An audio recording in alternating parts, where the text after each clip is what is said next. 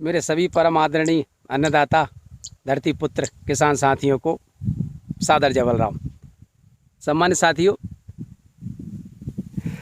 इस बार मैंने कुछ एरिया में धान की खेती की है और धान की खेती में भी धान दो प्रकार से जैसे कि खेती होती है। एक तो उसको आप रोपाई करते हैं, गड्ढे बनाते हैं, मचाते हैं ट्रैक्टर से और पौधा रोपते हैं, और एक ये इस टाइप से चांसेल जो बोते हैं, तो ये सिडिल के द्वारा बोई गई वो धान है। तो मैं अपनी बुद्धि विवेक से ये समझता हूँ कि सिडिल की बोनी आप देख सकते हैं, सिडिल की बोनी आपको लगता है कि सिडिल की बोनी है बिल्कुल रोपाई वाली, और जबकि उम्र इसकी इस समय 35 से 38 दिन के लगभग है, और रोपाई वाली धान से कहीं कोई ऐसा कमतर नहीं आंक सकते इसको।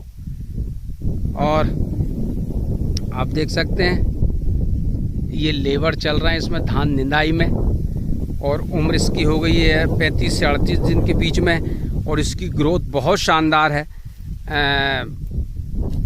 इसमें अभी मैंने फर्स्ट डोज में आज से 15 दिन पहले DAP और यूरिया दोनों मिला के डाला है। अब ये निंदाई के तुरंत बाद जिंक 33% जिंक जिसमें होता है, सल्फर 15%, और अलग से सल्फर भी वही 3 किलो एकड़, और जिंक 4 किलो एकड़, और पोटास लगभग 8 से 10 किलो एकड़। और अच्छा, इसमें यूरिया डालने का मेरा प्लान अब नहीं है, क्योंकि 35 से 38 दिन की उम्र में इसकी ग्रोथ बहुत तेज है। अगर अब यूरिया का छिड़काव करते हैं तो आने वाले समय में ये गिर जाएगी। तो अभी फ़िलहाल उसके साथ दानेदार सुपर फास्फेट का प्लान है कि उसके साथ दानेदार सुपर फास्फेट के साथ मिला के ये सब चीज़ें, प्लस इसमें कीटनाशक कभी कभार क्या होता है कि जड़ में महू की या दीमक की शिकायत आती है, तो इसमें 1-1.5 लीटर क्लोरपाइरीफास 50 cc या 20 cc कोई भी मिला के छिड़काव करने का प्लान है। तो साथियों, आप देख सकते हैं ग्रोथ बहुत अच्छी है, और धान कहीं भी रोपाई वाली धान से मुझे नहीं लगता कि ये रोपाई वाली धान से कमज़ोर धान है। और इसमें एक फ़ायदा है कि रोपाई वाली धान में चूंकि हम लोग 3 फसल लेते हैं, आगामी रबी फसल में गेहूं चना है, इसके बाद समर सीजन में मूंग की फसल आ जाती है।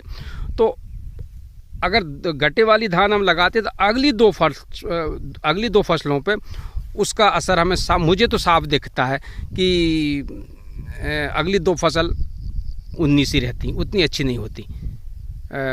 कहीं ना कहीं पानी का भराव के कारण उनकी ग्रोथ नहीं होती और पैदावार पे उसका असर होता है। तो मुझे लगता है कि अगर धान की शौक अगर करना भी है तो सिर्फ सिडिल के द्वारा बोके आप अपनी धान की शौक पूरी कर लीजिए, और फसल कहीं ना ऐसा आप देख सकते हो कोई फसल गट्टे वाली से कमज़ोर नहीं है। तो आप पैदावार भी पिछले साल हमने 15 से 20 कुंटल पर एकड़ तक जो है चांस वाली धान ने एवरेज दिया था। तो आप अपनी शौक चांसेल से पूरी कर सकते हैं, और आने वाली 2 फसल भी आपकी नहीं पिटेंगी।